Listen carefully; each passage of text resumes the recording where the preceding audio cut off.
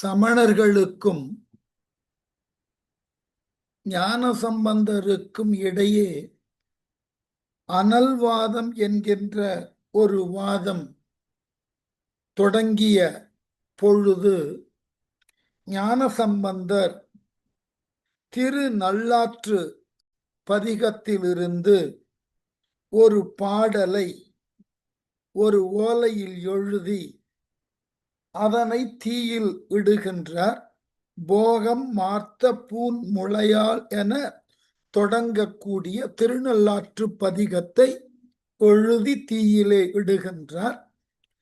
அவர் செய்த செயலுக்கு எதிராக சமணர்களும் தங்கள் கோட்பாடுகளை குறித்த ஒரு செய்தியை ஓலையிலே எழுதி சம்பந்தர் இட்ட நெருப்பிலேயே இடுகிறார்கள். அப்படி இடுகின்ற பொழுது அவர்களுக்குள் ஒரு அச்சம் தோன்றுகிறது. இந்த ஓலையானது தீயிலே எரிந்து போய்விடுமோ அல்லது மீண்டு வெளியே வருமோ என்ற கவலையோடே இடுகிறார்கள். அந்த பாடலை தான் போன வகுப்புல நாம இறுதியா பார்த்தோம். உய்யுமோ இது என உறும் கவலையாம் உணர்வால் நையும் நெஞ்சினராகியே நடுங்கி நின்றிட்டார். அந்த கவலையோடு அவர் செயல்பட்டார்கள். இனி என்ன நடக்கிறதுன்னு பார்த்தோம். அஞ்சும் உள்ளத்தராகியும் அறிவிலா அமணர் வெஞ்சுடர் பெரும் தீயினில் விழுத்திய ஏடு பஞ்சு தீயிடை பட்டது படக்கண்டு பயத்தால் நெஞ்சு சோரவும் பீலி கை சோர்ந்திலர் நின்றார். என்னாயிற்று? அவர்களால் எழுதி இடப்பட்ட ஓலை எப்படியா? அஞ்சும் உள்ளத்தராகியும், தங்களால் இடப்பட்ட ஓலை என்னாகுமோ என்ற பயத்தோடேயே அவர்கள் ஓலையை இட. இந்த இடத்துல செக்கிழார் ஒரு குறிப்பினோடு எழுதினாரா இல்ல அவருக்கு இயல்பான அந்த உணர்வு அங்கு மேலோங்கி நின்றதான்னு பார்க்கணும். இறை பக்திக்கு அடிப்படை எதுன்னா நம்பிக்கை. ஞாபகம் வைத்துக் கொள்ளணும். இது நம்மால் வழிபடக்கூடிய இறைவனால் இயலும். அத்தகு பக்தியை நான் அவன் பால் கொண்டிருக்கின்றேன் என்ற உறுதிப்பாடு உள்ளத்துக்கு வரணும். இந்த உறுதிப்பாடு உள்ளத்துக்கு வராத நிலையில நாம் இறை பக்தி அல்லது நாம் கொண்டிருக்கக்கூடிய இறை பக்தி முழுமையுமானது என்று சொல்லுதல் கூடாது.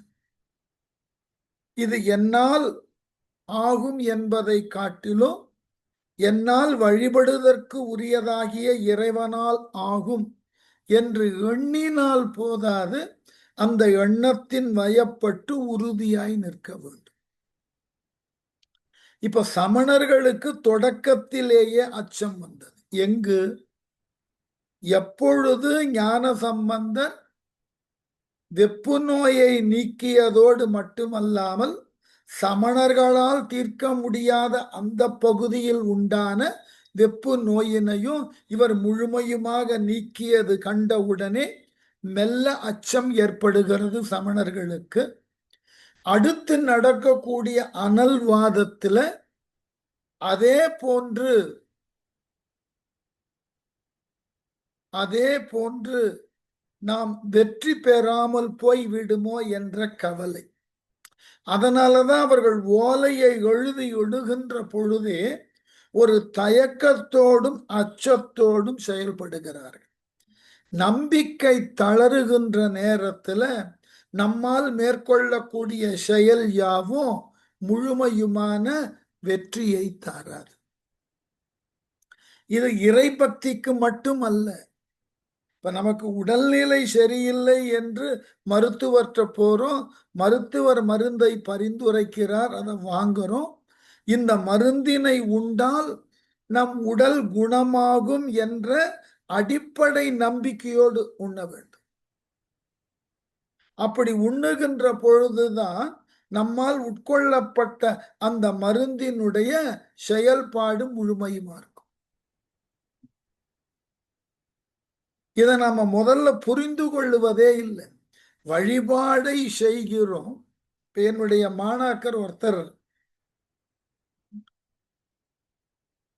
இன்னும் ஓரிரு நாட்கள்ல தன்னுடைய ஆய்வு கட்டுரையை, முனைவர் பட்டத்திற்கு உண்டான ஆய்வு கட்டுரையை ஒப்படைக்க இருக்கிறார் பல்கலைக்கழகத்துல. அவரு மிகச்சிறந்த ஒரு நடன பெண்மணி.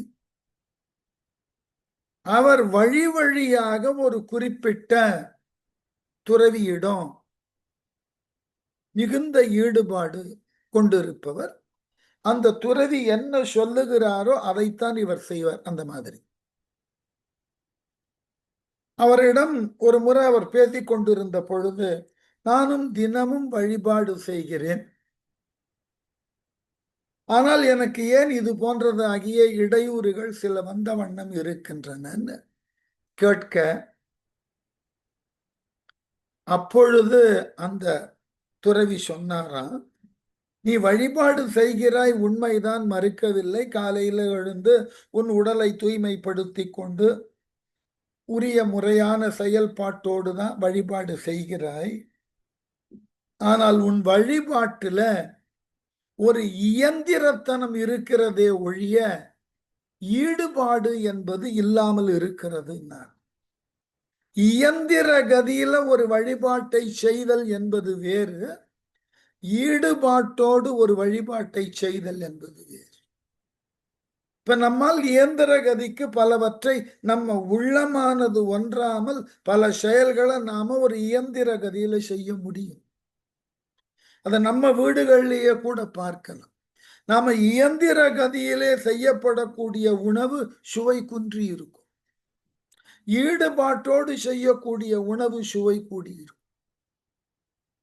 இவையெல்லாம் உள்ளத்தின் கண் ஏற்படக்கூடிய மாற்றம். அது உடலின் வழியாக செயல்படுத்தப்படுகின்ற பொழுது நம்மால் மேற்கொள்ளப்படக்கூடிய செயல்கள் ஈடுபாட்டோடு இருந்தால் அது ஒரு விதமான முடிவை தரும். ஈடுபாடு இல்லாமல் இயந்திர கதியிலே செய்யப்படுவது நாம் எதிர்பார்த்த முடிவினை தாராமல் போகும். இன்றைக்கு நாம பெரும்பாலானோர்கள் செய்வது அதுதான். நம்மால் ஈடுபாட்டோடு எதனையும் செய்ய இயலாமல் ஏதோ அன்றாடம் உறங்கி விழிப்பது போல், அதன் பிறகு தொடர்ந்து நாம் நம்முடைய தேவைகளை கவனித்துக் கொள்வது போல் வழிபாட்டை அப்படி செய்கிறோம். இதை பற்றி ஒரு வேடிக்கையான ஒரு நிகழ்வை எங்களுடைய கல்லூரியின் முன்னாள் மாணாக்கர், இப்ப அவர் இல்லை, என் வயது ஒத்தவர்களுக்கெல்லாம் அவரை பற்றி தெரிந்திருக்கும். புலவர் கீரன் ஒருவர் இருந்தார், மிகப்பெரிய சொற்பொழிவாளர். அவர் பல இடங்கள்ல தொடர் ராமாயண சொற்பொழிவு, மகாபாரத சொற்பொழிவு, இதெல்லாம் பல முறை பல ஊர்கள்ல பல மேடைகள்ல நிகழ்த்தியவர், பெரும் பேச்சாளர். அவர் ஒரு முறை சொன்ன, மகாபாரதத்தை தொடர் சொற்பொழிவாக செய்து கொண்டிருந்த பொழுது ஒரு நாள் கதையில மறுநாள் சொல்ல போகிறார், நாளை உங்களுக்கு சுபத்திரா கல்யாணத்தை சொல்ல போகிறேன். பாரம்பரியமான ஒரு மரபு செயற்பாடு ஒன்று உண்டு. சுபத்ரா கல்யாணம் பற்றின சொற்பொழிவு நடக்கின்ற பொழுதெல்லாம் மழை பொழியும், அதனால நாளைக்கு மழை பொழிய வாய்ப்பு உண்டு என்று சொல்லி நாளை உங்களை சந்திக்கிறேன்னு அன்றைய நிகழ்ச்சியை முடித்துக் கொண்டார். மறுநாள் எல்லோரும் அந்த சுபத்திரா கல்யாண சொற்பொழிவனுக்கு கேட்க அமர்ந்திருக்கிறார்கள். இவர் தொடர்ந்து சொற்பொழிவை பேசிக்கொண்டே வருகிறார். முதல் வரிசையில ஒரு சிறுவன் கையில கொடையோடு அமர்ந்திருக்கிறார். சொற்பொழிவு தொடர்ந்து போய் கொண்டே இருக்கின்றது. முடியக்கூடிய நேரத்துல ஒரு அன்பர் கேட்டார், நேற்று நீங்கள் சொன்னீர்களே சுபத்திரா கல்யாணம் என்கின்ற ஒரு நிகழ்வை சொல்லுகின்ற பொழுது மழை பொழியும்னு, நீங்கள் முடிக்கும் தருவாயில் வந்தாயிற்று, இன்னமும் மழை பொழியலையேன்னு. உடனே கீரன் கேட்டாராம், உண்மைதான், மழை பொழியும் என்ற நம்பிக்கை எனக்கு இருக்கும் என்பதினால நான் அதை சொன்னேன். கேட்ட உங்கள் யார் ஒருவருக்கும் அதன் மீது நம்பிக்கை இல்லை. இருந்திருந்தால் எல்லோரும் கொடையோடு வந்திருப்பீர்கள். யார் ஒருவரும் கொடையோடு வரவில்லை. இந்த ஒரு சிறுவன் மட்டும் நம்பிக்கை கொண்டு கொடையோடு வந்திருக்கிறான். இவன் வெளியே செல்லும் போது மழை பொழியும் என்றார். அதுபோல அந்த சிறுவன் வெளியே செல்லும் போது மழை தூர ஆரம்பித்ததா அந்த சிறுவன் குடையை பிடித்து கொண்டு போனதாக சொல்லுவார். அப்போ இயற்கையோ இறைவனோ நாம மேற்கொள்ளக்கூடிய நம்பிக்கையினால் தான் முழுமை பெறுகிறார். நம்மிடம் இல்லாததோர் நம்பிக்கையை கொண்டு இறைவனை அணுகுதல் என்பது ஒரு தவறான அணுகுமுறை என்பது என்னுடைய தாழ்மையான கருத்து. இறைவன் மீது உங்களுக்கு ஈடுபாடு இருக்கிறது என்றால் அந்த ஈடுபாடு முழுவதுமாய் இருக்கும். அதிலெல்லாம் குறைவோடு இறைவனை நம்புதல் என்பதெல்லாம் கூடாது. அதனாலதான் இங்க சமணர்கள் தோற்றதற்கு அது ஒரு காரணம். அஞ்சும் உள்ளத்தர். நம்மால் இடப்பட்ட இந்த ஓலையானது இந்த தீயிலிருந்து பிழைக்குமா என்கின்ற அச்சத்தோடு அவர்கள் ஓலையை இட்டார்கள்.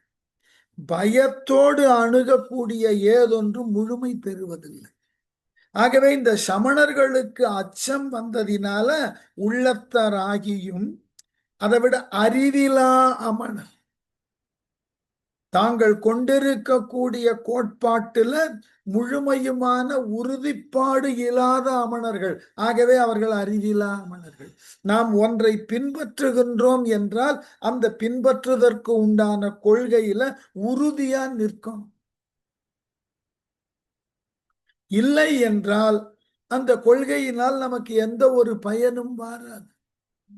அதனால அறிவிலா அமணர் வெஞ்சுடர் பெருந்தீயின் வெம்மை தரக்கூடிய கொழுந்து விட்டு எரியக்கூடிய அந்த நெருப்புல விழுத்திய ஏடு அவர்களால் எழுதி இடப்பட்ட அந்த ஓலை எப்படி பற்றி எரிந்ததா?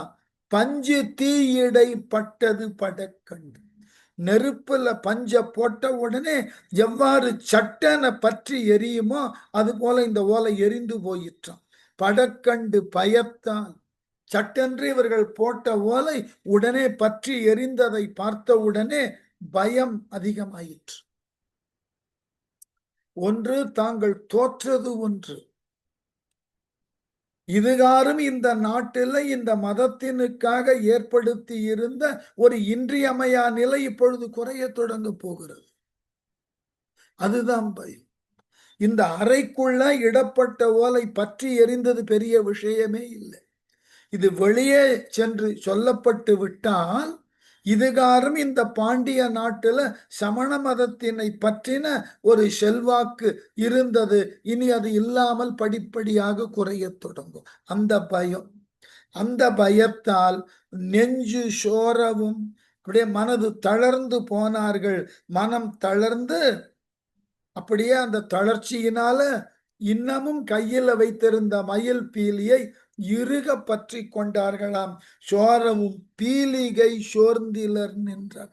கையில இருந்த அந்த மயில் பீலிகள் அடங்கின கட்ட அப்படியே உறுதியா பயத்துல எல்லாம் கைகாலெல்லாம் அப்படியே நெருங்கும் அல்லவா, அந்த நிலையில பற்றி கொண்டு நின்றார்கள். இந்த காட்சிய எல்லோரும் அவையில பார்த்தார்கள்.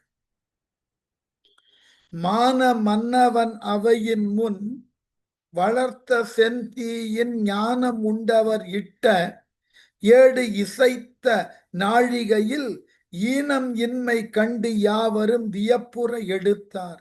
பான்மை முன்னையிற் பசுமையும் புதுமையும் பயப்ப. சமணர்கள் இட்ட ஏடு அப்படியே பற்றி எரிந்தது. சம்பந்தர் இட்ட ஏடு எப்படி இருந்ததா விளக்கம் கொடுத்தார் பாருங்க. மான மன்னவன், மானன்னா பெருமைன்னு அர்த்தம்.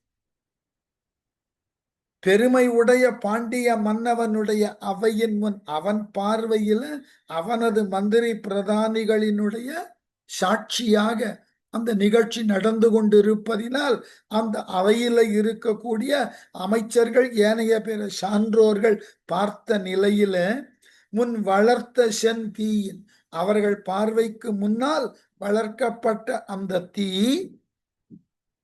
ஞானம் உண்டவர், ஞானம் உண்டவர் அம்பிகையின் அருளால் அம்பிகையிடமிருந்து ஞானப்பாலை உண்டவராகிய சம்பந்தர் இட்ட ஏடு, அவரால் இடப்பட்ட அந்த ஓலையானது இசைத்த நாழிகையில், குறிப்பிட்ட நாழிகையில் எவ்வளவு நாழிகை உள்ள இருக்கணும்னு ஒரு கணக்கு இருக்கு. ஆகவே அந்த குறிப்பிட்ட காலம் கடந்ததன் பின்னும் இசைத்த நாழிகையில் ஈனம் இன்மை கண்டு, எந்த விதமான மாற்றமும் அந்த ஓலைக்கு ஏற்படல. எந்த விதத்திலும் ஒரு மூலையில கூட அது கருகல, எரியல.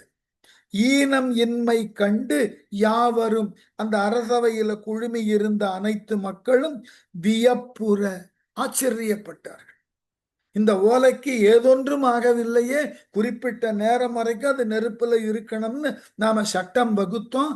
ஆனால் சமணர்கள் ஓலை போட்ட உடனே நெருப்பிடை இடைப்பட்ட பஞ்சு போல பற்றி எரிந்து விட்டது. ஆனால் சம்பந்தனால் இடப்பட்ட ஓலைக்கு ஒரு சிறு குறை கூட ஏற்படவில்லையே என்று எடுத்தார். பான்மை முன்னையில், இதுதான் ஒரு அழகான ஒரு கவிஞனினுடைய தனித்துவம். இடப்பட்ட அந்த ஓலை நெருப்புல இடுதற்கு முன்னாடி என்ன பசுமையோட இருந்ததோ அதை விட அதிகமான பசுமையோட வெளியே வந்தது. இது எப்படி? பான்மை முன்னையிற் பசுமையும் புதுமையும் பயப்ப. நெருப்புல இடுதற்கு முன்பு அந்த ஓலை எப்படிப்பட்ட பசுமையோடு இருந்ததோ, குறிப்பிட்ட நேரம் நெருப்புல இருந்ததன் பின்னும் எந்த விதமான மாற்றமும் ஏற்படாமல் மீண்டும் சம்பந்தர் எடுத்த பொழுது இட்ட பொழுது இருந்த பசுமையை காட்டிலும் இப்ப மேலும் நல்ல பசுமையோடு விளங்கியதான் அந்த ஓலை. எடுத்த ஏட்டினை அவையின் முன் காட்டி அம்முறையில் அடுத்த வண்ணமே கொத்தலும் அதிசயித்து அரசன் தொடுத்த பீலி முன் தூக்கிய கையரை நோக்கி கடுத்து நீரிட்ட ஏட்டினை காட்டுமின் என்று. சம்பந்தர் என்ன வேலை பண்ணியிருக்கார்? தன் கையில இருந்த ஓலை சுவடி கட்டு இருக்கு இல்லையா, அதுல இருந்துதான் இந்த திருநள்ளாற்று பதிகத்திலிருந்து இந்த போகம் மார்த்த பூன் முளையாள்ன்ற பாட்டு எடுத்து போட்டார். அது நெருப்புல போட்டு ஒன்றும் ஆகலையா, திருப்பி அந்த ஓலையை எடுத்து அந்த கட்டோடையே சேர்த்து வைத்து விட்டார். எப்படியா?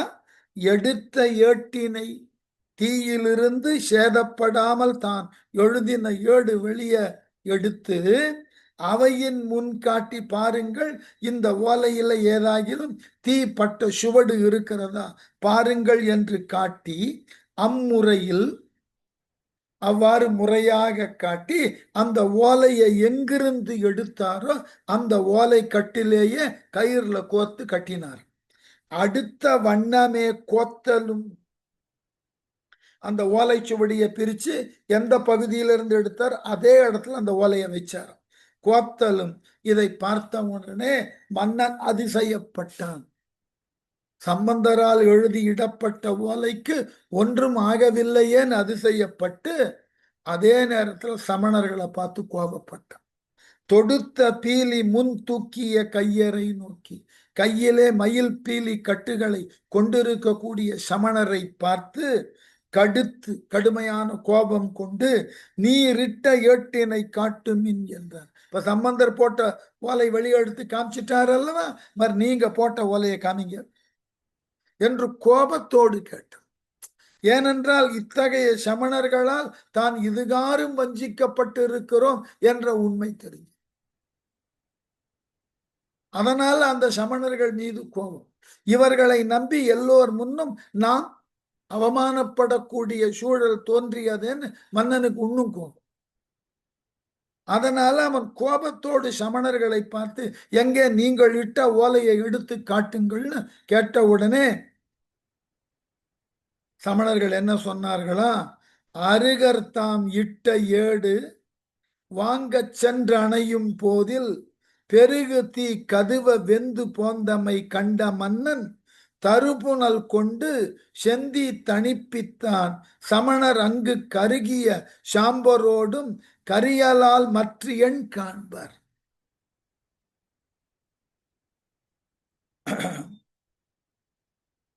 என்ன கொடுமை பாருங்க.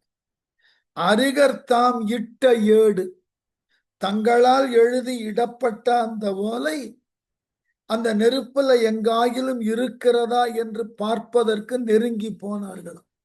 வாங்க சென்று அணையும் போது அந்த ஓலையை எரியும் நெருப்பிலிருந்து இருந்தால் எடுக்கலாம்னு நெருப்பு கிட்ட போன பொழுது பெருகு தீ கதுவ, அந்த ஓம குண்டத்திலிருந்து தீ பெரிய அளவுல எழுந்தனா இவர்களை நெருங்க விடாமல் சுட்டதான். கதுவனா அந்த நெருப்பு இவர்களை கதுவியது, இவர்கள் மீது பட்டனம். அதனால வெந்து, அதனால உடல் சூடு தாங்காமல் அருகே சென்ற சமணர்கள் அச்சத்தால் எட்டி விலகினார். போந்தமை கண்ட மன்னன் அந்த நெருப்பின் அருகே சென்று அதனால் சுடப்பட அஞ்சி விலகின இந்த சமண அடியவர்களை பார்த்த மன்னன் தருபுணல் கொண்டு செந்தி தணிப்பித்தான். உடனே ஒரு காவலனை கூப்பிட்டான், நீர் கொண்டு வர சொன்னான். எரியக்கூடிய நெருப்புல நீரை ஊற்ற சொன்னான், நெருப்பை அவித்தான். செந்தி தணிப்பித்தான், அதை அடக்கினா அவிய வைத்தான். அந்த அணைஞ்சு போன இடத்துல சமணர்கள் போய் ஓலைய பார்த்தார்கள், இருக்காங்க. சமணர் அங்கு கருகிய சாம்பரோடும் கரியலால் மற்ற என் காண்பர். அந்த அணைக்கப்பட்ட நெருப்புல சாம்பலும் கருகி போன அந்த பகுதியையும் தவிர வேறு எதையும் அவர்களால் காணப்பட முடியவில்லை. இதன் பொருள் அவர்களால் எழுதியிடப்பட்ட ஓலை நெருப்பினால் எரிக்கப்பட்டு விட்டது. இவர்களுக்கு ஒரு பெரிய அதிர்ச்சி, அச்சம், மன்னனை இனி எவ்வாறு எதிர்கொள்வது என்கின்ற கவலை, நடுக்கம் எல்லாம் ஒன்று சேர தடுமாறுகிறார்கள் சமண அடியவர்கள். செய்வது ஒன்று அருகிலாத திகைப்பினால் திரண்ட சாம்பல் கையினால் பிசைந்து தூற்றி பார்ப்பது கண்ட மன்னன் எய்திய நகையினோடும் ஏடு இன்னம் அரித்து காணும் பொய்யினால் மெய்யையாக்க புகுந்த நீர் போமின் என்று. இதெல்லாம் கொஞ்சம் ஒருவன் தோற்றான்னு தெரிஞ்ச உடனே அவனை இன்னும் கொஞ்சம் ஏளனப்படுத்தி பார்ப்பார். இதெல்லாம் ஒரு சமய இலக்கியத்துல தேவையா அப்படின்னு கேட்டா வேறு வழி சொல்ல தெரியல. இந்த அளவினுக்கு அன்றைய சூழல்ல சமண காழ்ப்பு மக்களிடம் அதிகமாக இருந்தது என்று சொன்னால் அந்த அளவினுக்கு சமணர்கள் நடந்து கொண்டார்களா, இல்ல அந்த அளவினுக்கு மன்னனை தங்கள் வயம் வைத்து தங்களின் கைப்பாவையாக மன்னனை இயக்கினார்களா தெரியல. இவைகளுக்கெல்லாம் போதுமான வரலாறு நம்மிடம் இல்லை, அதுதான் வருத்தம். அதனால எங்கெல்லாம் வாய்ப்பு கிடைக்கிறதோ மாற்று நிலையில உள்ள மதத்தார்களை நாம ஏளனமாகவோ இழிவாகவோ பேசி பாடல்கள் பல புனைந்து விடுகிறோம். ஆனால் இது செக்கிழார் எழுதுவதற்கு முன்பு நடந்த நிகழ்ச்சி. இவர் 12ஆம் நூற்றாண்டுல தான் பெரிய புராணம் எழுதுகிறார். இந்த நிகழ்ச்சி 6ஆம் நூற்றாண்டிலேயே நடந்து விட்டது. சற்றேறக்குரிய ஒரு 600 ஆண்டுகளுக்கு பிறகு எழுதப்பட்ட செய்தி. அப்ப இது வழி வழியாக இந்த செய்தி எவ்வாறு எல்லாம் புனையப்பட்டு ஒரு பெருமளவினுக்கு உரிய ஒரு நிகழ்வாக போற்றப்பட்டு இருக்க வேண்டும். அதனாலதான் சேக்கிழார் இதை கொஞ்சம் வலிந்து விரிவா பேசணும். வாய்ப்பு கிடைக்கின்ற பொழுதெல்லாம் சமணர்களை கொஞ்சம் கீழ இருக்கிற இந்த இடத்துல பாருங்க, இந்த பாட்டு தேவையில்லைன்றது என்னுடைய தாழ்மையான கருத்து. வேற வழி இல்லை, எழுதுகிற செய்வது ஒன்று அருகிலாத அந்த நெருப்புல தங்களால் எழுதி இடப்பட்ட ஓலை இல்லை என்று அது எரிந்து போயிற்று என்பதை கண்டதன் பிறகு இனி என்ன செய்வதுன்னு தெரியல சமணர்களுக்கு.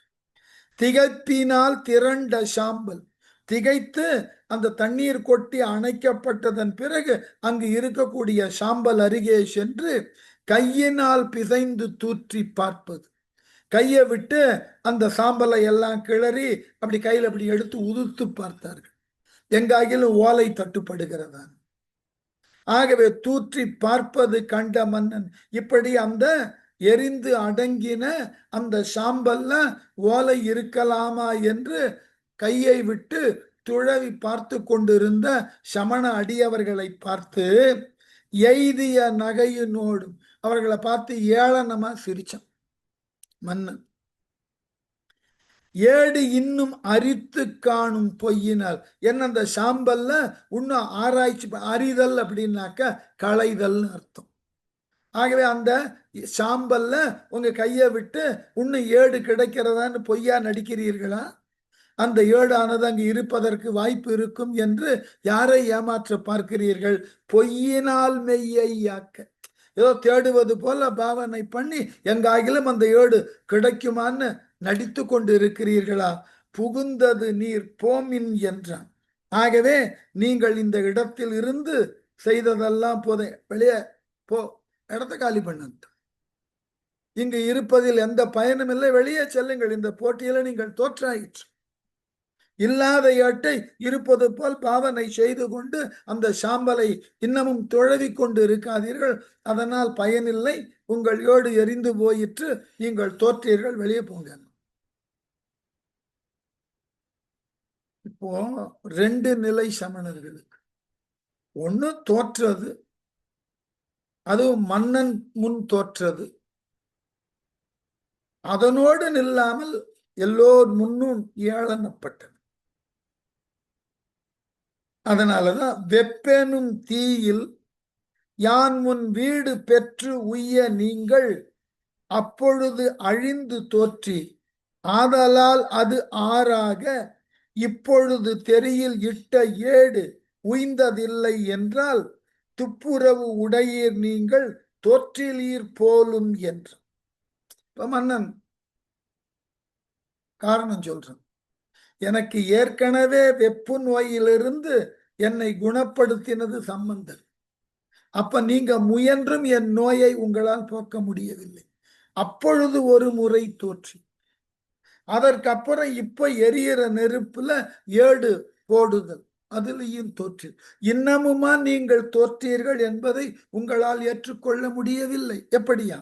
வெப்பெனும் தீயில், என் உடம்புல வெப்பு நோய் என்கின்ற நோய் நெருப்பாக என் உடலை எரித்து கொண்டிருந்தது, வெப்பு நோய். யான் முன் வீடு பெற்று உய்ய, வீடுனா விடுதலைன்னு அர்த்தம். அந்த வெப்பு நோயிலிருந்து நான் விடுதலை பெற்று நான் உய்தற்கு, அதிலிருந்து தப்பித்தற்கு, அதிலிருந்து நான் காத்து கொள்ளுதற்கு நீங்களும் முயன்றீர்கள். அப்பொழுது அழிந்து தோற்றி, அந்த வெப்பு நோயிலிருந்து என்னை காப்பாற்றுவதாக முயன்று அந்த இடத்துல உங்களினுடைய ஆற்றல் அழிந்தது. அப்பொழுதே நீங்கள் தோற்றுவிட்டீர்கள். அதற்கு பிறகு இந்த போட்டி வேற நீங்க தான் நடக்க விரும்பினீர்கள். எப்படி? ஆதலால் அது ஆறாக, அந்த வெப்பு நோயிலிருந்து என்னை காப்பாற்ற முடியாத நீங்கள் அதனிலிருந்து பிரிது ஒரு வழியாக இப்பொழுது தெரியில் இட்ட ஏடு உய்ந்ததில்லை, அதன் வழியாக அதன் தொடர்ச்சியாக நீங்க தான் அனல்வாதம் பண்ணணும்னு சம்பந்தரை அழைத்தீர்கள். சம்பந்தரும் இசைந்து ஓலையை எழுதி போட்டார், நீங்களும் போட்டீர்கள். உங்கள் ஓலை காணல, எரிந்து போயிற்று. இப்பொழுது தெரியில் இட்ட ஏடு உய்ந்ததில்லை, உங்கள் ஏடு நெருப்பல பாதுகாப்பா வெளியே வல்ல. ஆகவே இங்கும் நீங்கள் தோற்றிருக்கிறீர்கள் என்றால் துப்புரவு உடைய நீங்கள், ரொம்ப அழகான இடம் அது, துப்புரவு உடைய நீங்கள் அதனால தொடர்ந்து நிலை பெறாமல் ஒழிந்து விட்டது என்றால் பெரிய ஆற்றல் உடையவர்கள் ஏன் சொல்லிக் கொள்ளுகிறீர்கள்? துப்புன்னு ஆற்றல். துப்புரவு உடைய நீங்கள் தோற்றிலீர் போலும் என்றார். இப்போ ஒத்துக்க மாட்டீங்களா நீங்கள் தோற்று விட்டீர்கள்னு? ரெண்டு முயற்சியிலே நீங்கள் தோற்று இருக்கிறீர்கள். உங்களுக்கு ஏதோ ஆற்றல் உண்டு என்று சொல்லிக் கொண்டு இருந்தீர்களே, ரெண்டு இடத்திலும் உங்கள் ஆற்றல் பொய்யானது என்று நிரூபிக்கப்பட்டு விட்டது. ஆகவே மீண்டும் நீங்கள் தோற்றுவிட்டீர்கள் என்பதை இந்த அனல்வாதமும் நிரூபித்து விட்டது. இன்னமும் என்ன உங்களுக்கு எதிர்பார்ப்புன்னு கேட்டான். உடனே சமணர்களுக்கு வேற வழி தெரியல. சரி, மற்றொரு போட்டி வைக்கலாம். சொல்றோம் இல்லையா? ஏதாவது போட்டின்னாக்க ஒரு 3 முறையில 2 முறை யார் ஒருவர் வெல்லுகிறாரோ அவரை தான். இன்னைக்கு போட்டிகள்லாம் அப்படித்தானே நடக்கிறது. பெஸ்ட் ஆஃப் 3 அப்படின்னு எடுக்கிறோம் இல்லையா? அதனால வெப்பு நோயில சம்பந்தர் வென்றார், மன்னனை குணப்படுத்தி. இந்த அனல்வாதத்திலும் சம்பந்தர் ஓலை பாதுகாப்பாக வெளியே கொணரப்பட்டது, அதிலும் வென்றார். என்ன செய்வது? சமணர்களுக்கு தடுமாற்றம். மன்னனு ஏளனமா பேச ஆரம்பிச்சுட்டான். உடனே தென்னவன் நகையுட்கொண்டு செப்பிய மாற்றம் தேரார் சொன்னது பயனாக கொண்டு சொல்லுவார் தொடர்ந்து வாது முன்னுற இருகால் செய்தோம் முக்காலில் ஒரு கால் வெற்றி என்னினும் உடையோம் மெய்மை இனி ஒன்று காண்பதென்றார். எப்படி? சமணர்களும் விடுவதா இல்லை. 2 முறை தோற்றுட்டோம், 3வது ஒரு போட்டி வைக்கிறோம், அதையும் செய்து பார்த்து விடலாம். எப்படி? தென்னவன் நகை உட்கொண்டு பாண்டியனுடைய இகழ்ச்சியான புன்சிரிப்பையும் செப்பிய மாற்றம் அவன் ஏளனமாக சொல்லியவற்றையும் கேட்டு சமணர்களுக்கு தெளிவு வரல. மன்னனே நம்மை ஏளனமாக பார்த்து சிரிக்கிறான், அவனே நம்மை ஏளனமான 2 வெற்றிகளை ஏற்கனவே சம்பந்தர் பெற்றுவிட்டார், இன்னமும் நீங்கள் தோற்கவில்லை என்றா சொல்லிக் கொண்டிருக்கிறீர்கள் என்று நம்மை பார்த்து ஏளனமா பேசுறான். இந்த கொண்டு இவர்கள் ஒதுங்கி இருக்கணும். ஒதுங்கல. தேரார் தெளிவில்லாத சமணர்கள் சொன்னது பயனா கொண்டு, இந்த சொன்ன சொல்லை அதன் பொருள் இதுன்னு அவர்களுக்கு தெரியல. மன்னன், இனி நீங்கள் போட்டியில் கலந்து கொள்ள வேண்டாம், 3 போட்டி 2 போட்டியில தொடர்ந்து நீங்கள் 2 முறை தோற்றாயிற்று, ஆகவே நீங்கள் தோற்றதை ஒத்துக்கொள்ளுங்கள்னு மன்னன் சொல்லாமல் சொன்ன, அதை கூட இவர்களால புரிந்து கொள்ள முடியல. அதனால என்ன ஆயிற்று? சொன்னது பயனா கொண்டு சொல்லுவார். சமணர்கள் மேலும் தங்கள் வாதத்தை ஆரம்பித்தார்கள். தொடர்ந்து வாது முன்னுரை இருகால் செய்தோம். ஆமா, முதல்ல நாங்க 2 விதமான, முன்பு இருமுறை செய்தோம், 2 முறையும் தோற்றுட்டோம், உண்மைதான். ஆனால் மும்முறையில் ஒரு முறையேனும் வெற்றி அடைவோம், 3வது ஒரு போட்டி வைப்போம், அதுல ஒன்றிலாவது நாங்கள் வெற்றி அடையோம். முக்காலில் 300 இருகால் செய்தோம். முன்பு நடந்த 2 போட்டியில நாங்க தோற்றது உண்மைதான். முக்காலில் ஒரு கால் வெற்றி, 3வது ஒரு போட்டி வைப்போம், இதுலயும் அவர் ஜெயிக்கிறாரா இல்ல நாங்க ஜெயிக்கிறோம், இதுல நாங்கள் ஜெயிப்போம்னு எங்களுக்கு நம்பிக்கை இருக்கு. ஒரு கால் வெற்றி என்னினும் உடையும். ஆகவே அந்த 3வது போட்டியில நாங்கள் வெற்றி கொள்ளுதற்கு நிச்சயமாக உறுதியோடு இருக்கிறோம். ஆதலால் மீண்டும் ஒரு போட்டியை வைப்பதற்கு மன்னன் முன்வர வேண்டும், மெய்மை இனி ஒன்று காண்பது என்றார். 3வதாக ஒரு போட்டியை வைத்து அதன் வழி பார்க்கலாம். 2 முறை தோற்றது அவர்களுக்கு போதல. உடனே மன்னன், சரி வாய்ப்பு கொடுப்போம். இதனால் வரை அந்த சமணர்களினால் நிர்வகிக்கப்பட்டவன் அவன், அதனால சமணர்களே வலிந்து 3வது போட்டின்னும் போது அதற்கும் ஒரு வாய்ப்பு கொடுக்கலானே.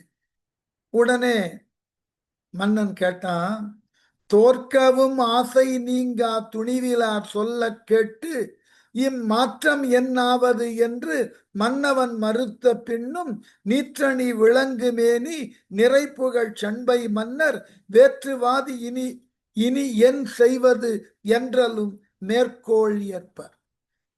மன்னன் கூடாதுன்ற முடிவுக்கு வரான். போதும், 2 போட்டியில நீங்கள் தோற்றதே போதும், நீங்கள் முற்றிலுமாக தோற்று விட்டீர்கள் என்பதை நான் சொல்லுகிறேன்னு மன்னன் சொன்னதன் பிறகும் சம்பந்தரே 3வது போட்டிக்கு வாய்ப்பு கொடுங்கள்னு கேட்கிறார். சரி, அவர்கள் தான் 3வது முறை ஒரு போட்டின்னு வைக்கலாம், என்ன அதுலயும் நான் கலந்து கொண்டுகிறேன்னு என்ன பெரிய சிக்கல்? எப்படியா? தோற்கவும் ஆசை நீங்க, ஏற்கனவே 2 முறை தோற்றதன் பின்னும் போட்டியிலிருந்து விலகுதலிலே விருப்பம் காட்டாமல் மீண்டும் ஆசையுட்பட்ட சமணர்கள் துணிவிலார் சொல்ல கேட்டு, இந்த தோற்றதன் பின்னும் அதனை கண்டு அஞ்சாமல் வேறு ஏதாயிலும் ஒரு வாய்ப்பினால் வெற்றி பெற்று விடலாம் என்று கேட்டதன் பின்னும் அந்த போட்டியிலிருந்து நீங்க பெறுவதற்கு ஆசையை கொண்டு விலகுதற்கு மனமில்லாத சமணர்கள் மாற்றம் என்னாவது என்று மன்னவனும் மறுத்த பின் 2 முறை தோற்றாயிற்று, அப்புறம் என்ன வேற போட்டி முடியாதுன்னு மன்னவன் மறுக்கிறான். மன்னவன் இம்மாற்றத்தால் ஆவதென்ன, 3வது ஒரு போட்டின்னு வச்சா என்ன சாதிக்க போறீங்க? 3 போட்டியில 2 போட்டி அவர் வென்று விட்டார். அப்ப ஏற்கனவே அதிகபட்ச வெற்றி அவரிடம், இப்ப 3வது போட்டி எதுக்கு என்று கேட்ட உடனே மரித்து சம்பந்தர் பதில் சொன்னார். நீற்றணி விளங்கு மேனி நிறைப்புகள் சண்பை மன்னர் திருநீற்றை மேனியிலே பூசியவரும் நிறைவான புகழுக்கு உரியவருமாகிய சண்பை நகர் என்கின்ற சீர்காழி நகரை சார்ந்தவருமாகிய தலைவர் சம்பந்தர் வேற்றுவாதியினி என் செய்வது. சரி, வேற என்ன வாதம் செய்யலாம்? நோயை நீக்கியாயிற்று, அனல்வாதம் செய்து வென்றாயிற்று, வேற என்ன வாதம் இருக்கு? வேற்றுவாதி இனி என் செய்வது, வேற என்ன வாதம் வைத்திருக்கிறார் சொல்லுங்கள், நீங்களே முடிவு பண்ணி சொல்லுங்கள் என்றாலும் மேற்கோள் ஏற்பார் என்று சம்பந்தர் கேட்கவும் வாதம் செய்வதை மேற்கொண்டார்கள் சமணர்கள். அவர்கள் 3வது வாதத்திற்கு விளக்கம் தருகிறார்கள். அது என்ன வாதம்? அதுதான் புனல் வாதம். உடனே வேறு என்ன விதமான போட்டியினை மேற்கொள்ளலாம் என்று சம்பந்தர் கேட்டவுடனே அதற்கு சமணர்கள் என்ன சொன்னார்கள்? நீடு மெய்ப்பொருளின் உண்மை ஏடுற எழுதி. இந்த பாட்டினுடைய வரி மாறி இருக்கு, எப்படி படிக்கணும்னா, நீடு மெய்ப்பொருளின் உண்மை நிலை பெறும் தன்மை எல்லாம் ஏடுற எழுதி மற்ற அவ் ஏட்டினை யாமும் நீரும் ஓடு நீர் ஆற்றில் இட்டால் ஒழுகுதல் செய்யாது ஆங்கு நாடி முன் தங்கும் ஏடு நற்பொருள் பறிப்பது என்றார். சமணர்கள் என்ன சொல்லினார்களாம்? நீடு மெய்ப்பொருளின் உண்மை, அதாவது நிலை பெற்றிருக்கக்கூடிய எது உண்மையோ, எது எக்காலத்தினுக்கும் உண்மையானதோ அப்படிப்பட்ட பொருளினுக்கு உரிய ஏடுற நிலை பெறும் தன்மை எல்லாம், எது உண்மையாக எல்லா காலத்தும் நிலை பேறு அடையுமோ அப்படிப்பட்ட உண்மையை சொல்லத்தக்க ஏதாகிலும் ஒன்றினை அந்த ஓலையில் எழுதி ஏடுற எழுதி மற்ற அவ் ஏட்டினை, அப்படி எழுதின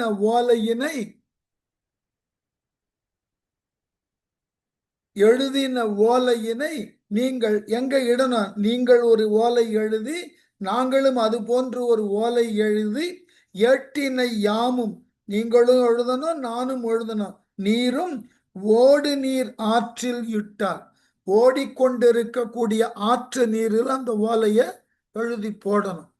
போட்டால் ஒழுகுதல் செய்யாது, அந்த ஆற்று நீரோடு அந்த ஏடானது அடித்து செல்லப்படாமல் தங்கு நாடி முன் தங்கும், அந்த ஓடும் நீருக்கு எதிர்த்து எந்த ஓலை வருகிறதோ, ஆற்று நீரோடு ஓடாமல் அந்த ஓட்டத்தினுக்கு எதிராக எந்த ஓலை வருகிறதோ அதுதான் நற்பொருள் பறிப்பதென்றார்.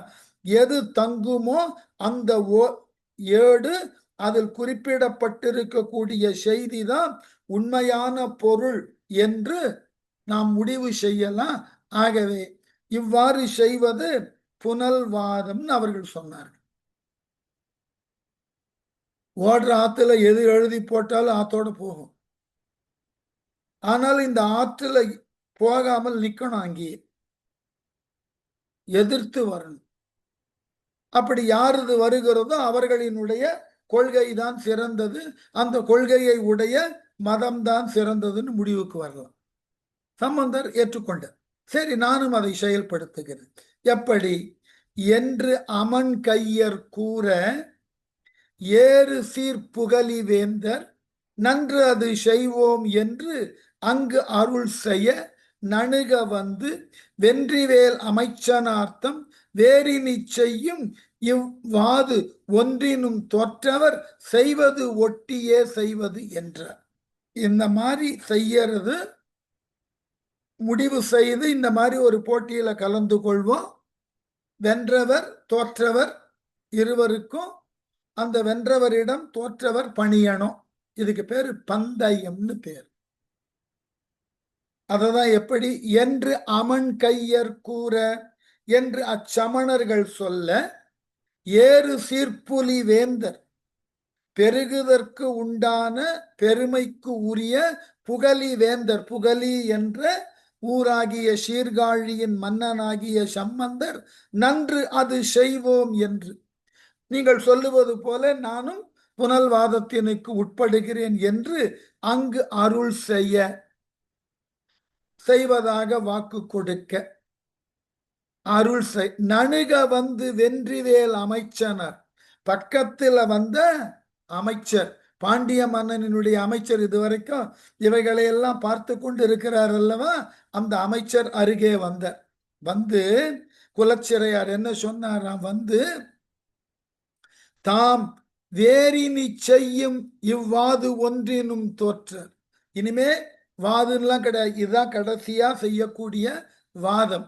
இந்த வாதத்துல யார் தோற்றார்களோ செய்வது ஒட்டியே செய்வது என்ற அருகில் வந்து வேறு இனி செய்ய புகும் இந்த வாதம் ஒன்றிலும் தோற்பவர் அதன் பின் செய்வது இது ஒன்று ஒட்டுதல் வேண்டும். இதுலயும் நீங்க தோத்து போயிட்டீங்கன்னா என்ன செய்வீர்கள்னு சொல்லுங்க. வெறுமன போட்டியா போட்டு கொண்டு போவதில் அர்த்தம் இல்லை. அமைச்சர் முடிவுக்கு வந்துட்டார். மன்னனது நோயை நீக்கின போதே சமணர்களுக்கு கொஞ்சம் உரைச்சிருக்க வேண்டும், இல்லை. அனல்வாதத்திலும் சமணர்கள் தோற்றார். இப்ப புனல்வாதத்தை வலிந்து அவர்கள் செய்ய வேண்டும் என்கிறார்கள்.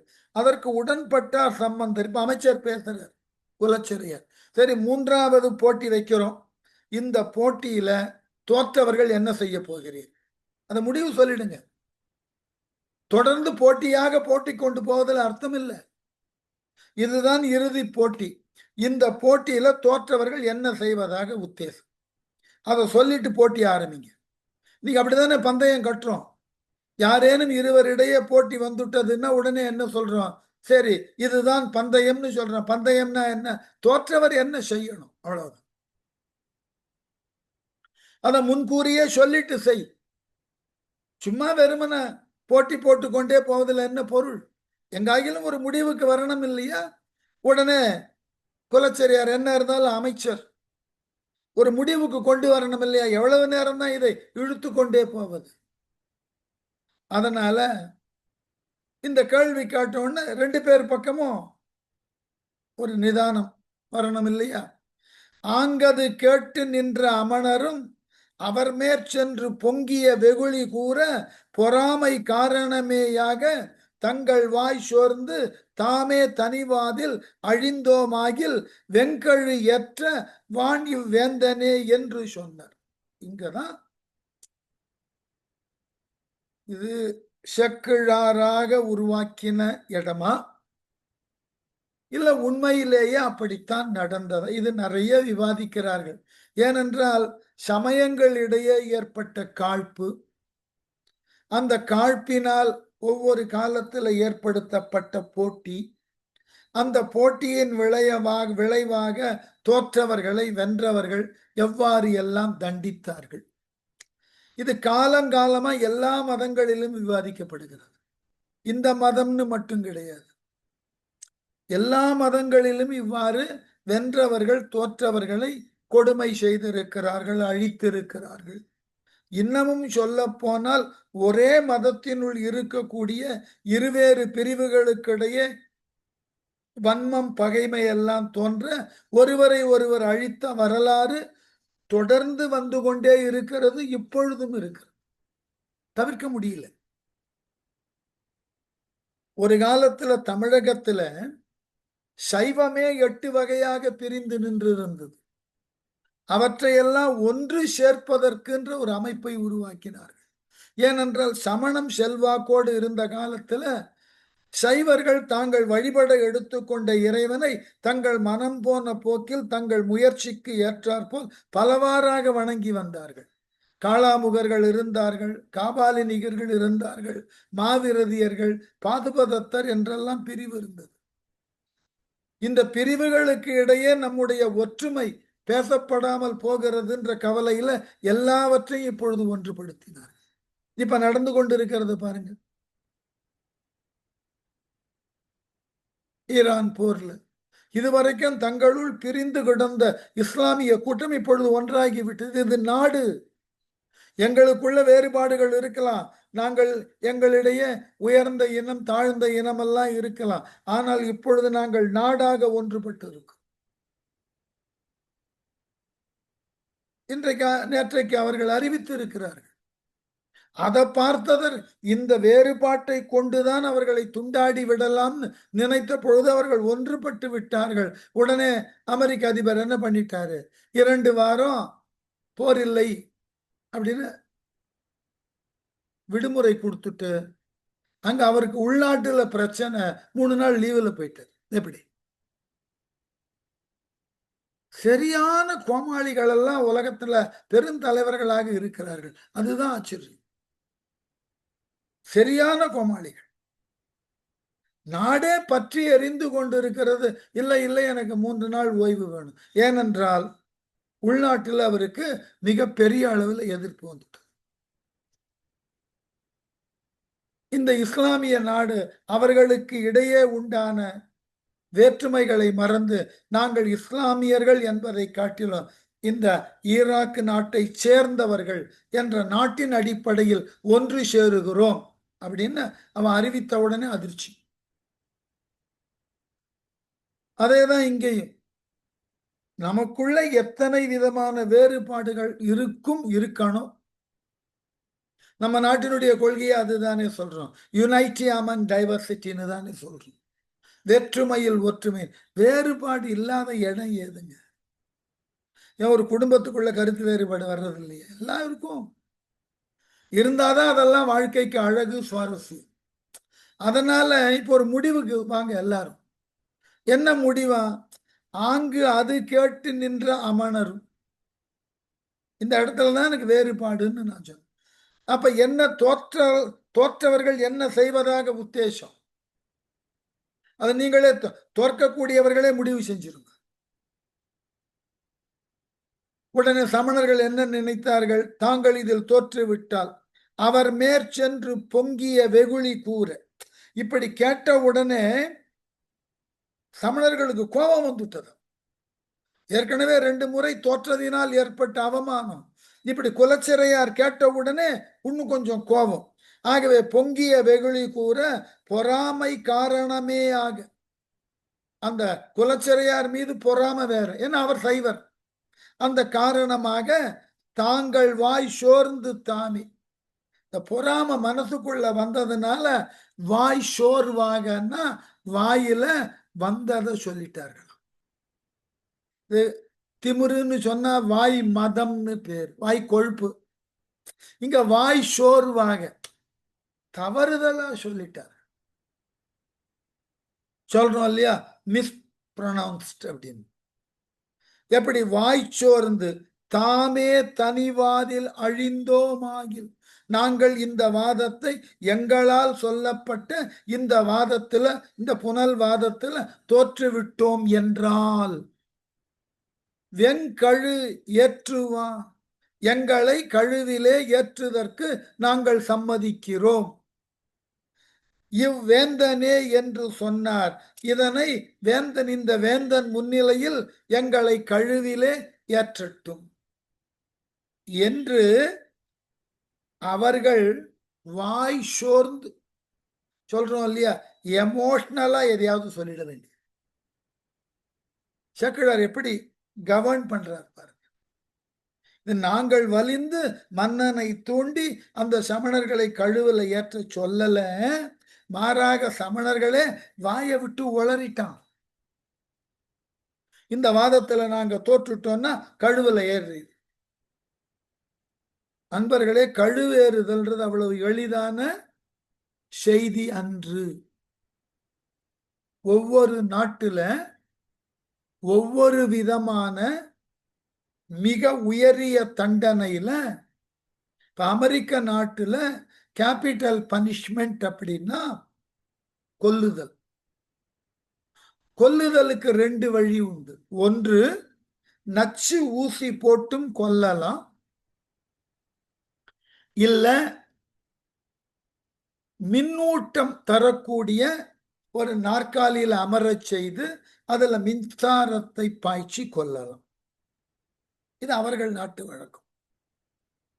நம்ம நாட்டு வழக்கம் கேபிட்டல் பனிஷ்மெண்ட்னா, இப்ப அண்மையில கூட செய்தி படிச்சிருப்போம், ஒரு டிஸ்ட்ரிக்ட் செஷன் ஜட்ஜு ஒரு 9 பேருக்கு இரட்டை தூக்கு தண்டனை கொடுத்திருக்காரு. நம்ம நாட்டு வழக்கம் கயிறு கட்டி தூக்கில் தொங்க விடுவது. நீங்க அரேபிய நாடுகளுக்கு எல்லாம் போனீங்கன்னா ஊர் மத்தியில உங்களை மண்டியிட வைத்து உங்கள் கையை பின்னாடி கட்டிட்டு கண்ணையும் கட்டிட்டு வாள் கொண்டு வெட்டுதல், சிரச்சேதம், அவர்கள் நாட்டு வழக்கம். தொடக்கத்துல யுதேயா நாடுகள் எல்லாம் இந்த கேபிட்டல் பனிஷ்மெண்ட்னா வீதியில விட்டுட்டு கல் எறிதல், பப்ளிக் ஸ்டோனிங், இதெல்லாம் ஒவ்வொரு நாட்டுக்கு ஒவ்வொரு விதமான கொடூரமான தண்டனைகள். அதுபோல தமிழகத்துல கழுவேற்றுதல். அதே மாதிரி ரோமன் ஆட்சி காலத்தில் சிலுவையில் அறைதல். நம்ம சிலுவையில் அறைதல்ன்றத விளையாட்டுத்தனமா உண்மையிலேயே அந்த சிலுவையில் அறைதல்ன்ற முறைய சொன்னோம் என்றால் அத மாதிரி கொடுமையான தண்டனை உலகத்துல எதுவுமே கிடையாது. சிலுவையில நாமெல்லாம் ஒரு பொய்யான காட்சியை பார்க்கிறோம். இந்த உள்ளங்கையில ஆணி அடித்தது போலெல்லாம் இல்ல, உள்ளங்கையில எல்லாம் ஆணி அடிக்கிற வழக்கம் இல்லை. உள்ளங்கையை தாண்டி மணிக்கட்டு இருக்கு இல்லையா, மணிக்கட்டுல இருந்து 2 எலும்பாக பிரியும். அந்த 2 எலும்புகளுக்கு நடுவுல உண்டான இடைவெளியில தான் ஆணியை அடிப்பார்கள். 2 கையிலையும் அப்படி அடிச்சிருவாங்க. அடிச்சு உடல் தொங்கும் இல்லையா, காலை கொஞ்சம் மேல் உயர்த்தி ஒரு கால் மேல் ஒரு காலை வச்சு அடித்து விடுவார்கள். ஏன் அப்படி செய்கிறார்கள்னா, நீங்க மூச்சு விடணும்னா வயிறு ஏறி இறங்கணும். உங்களுக்கு கண்ணுக்கு தெரியாது. இப்ப நாம நடைமுறையில மூச்சு விடும்போது நாம் அதை உணர்வதில்லை. உண்மையிலேயே அந்த டயப்ரம்ன்ற உதர விதானம் மேல் நோக்கியும் கீழ் நோக்கியும் இயங்கினாதான் மூச்சு விட முடியும். குழந்தைகள் எல்லாம் பார்த்தா தெரியும், வயிறு துருத்தி போல் அடித்துக்கொள்ளும், அப்படிதான் மூச்சு விடும். நம்ம வளர வளர அந்த இயக்கம் மட்டுப்படும், ஆனா மெல்ல இயங்கி கொண்டு வரும். அப்போ இப்படி நீங்க சிலுவையில தொங்கும் போது என்ன ஆகும், வயிறு மேல் நோக்கி அந்த டயப்ரம் இயக்கக்கூடிய இயல்பை இழக்கும். ஏன்னா உடம்பு ஃப்ரீயா இருந்தா தான் மேலும் கீழும் உள் உறுப்புகள் போயிட்டு வரும், நிற்கும். அப்ப நீங்க ஒரு முறை சுவாசித்த அந்த காற்று உள்ளேயே நிற்கும், வெளியே போகாது. இது வெளியே போனாதான் வெளிக்காற்று உள்ள வரும். போவதற்கு கான்ட்ராக்ட் ஆகாது உடம்பு. அப்போ உங்களுக்கு உள்ளேயே உண்டான காத்து நச்சுத்தன்மைக்கு உட்படும். மெல்ல மெல்ல அந்த காற்றில் இருக்கக்கூடிய உயிரி குறைந்து ஆக்சிஜன் குறைந்து கரி அமில வாயு கூடிக்கொண்டே, கார்பன் டை ஆக்சைடு கூடிக்கொண்டே போகும். அது போக போக கூட கூட உங்களினுடைய உடல் உறுப்புகள் ஒன்றன் பின் ஒன்றாக செயல் இழக்கத்தொடும். இதுதான் மிகப்பெரிய கொடுமையான தண்டனை. ஒரு கால் காலையில சிலுவையில் அரைஞ்சு, இப்பதானே ஈஸ்டர் முடிஞ்சது, ஞாபகம் வச்சுக்கோ. ஒரு கால் சிலுவையில் அரைந்து மாலைக்குள்ள, வெள்ளிக்கிழமையில சிலுவையில் அரைஞ்சாச்சு, அதான் குட் ஃப்ரைடே. அன்றைக்கு மாலைக்குள்ள அறையப்பட்டவர் இறக்கவில்லைன்னா என்ன செய்வார்கள்னா, யூதர்கள் வழக்க பிரகாரம் மறுநாள் சனிக்கிழமைன்றது டே ஆஃப் சபத், அன்று அவர்கள் எந்த காரியமும் செய்ய மாட்டார்கள். அதனால அந்த சிலுவையில இருக்கிறவரை கீழே இறக்கி, அவர் இறக்கவில்லை என்றார்.